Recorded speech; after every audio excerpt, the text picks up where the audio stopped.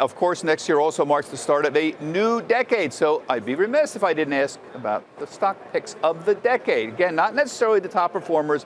ETF that had the most impact from the year 2010 to now.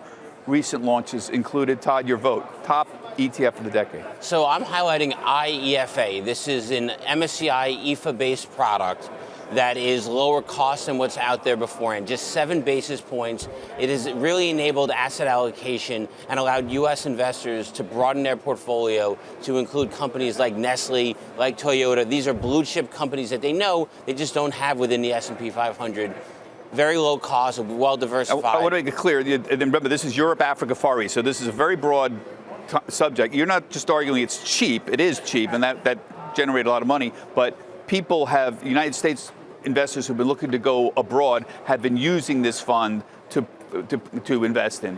This is the main reason you're picking it. That's correct. So U.S. investors tend to be U.S.-centric with their portfolios, and so having a low-cost, well-diversified product tied to a benchmark they know has made it easier for them to get the benefits of that diversification. Kim, your vote is a nod to our friend we just mentioned, Jack Bogle. Exactly. And what I'm going to do, Jack Bogle brought us VTI. It's the all-market U.S.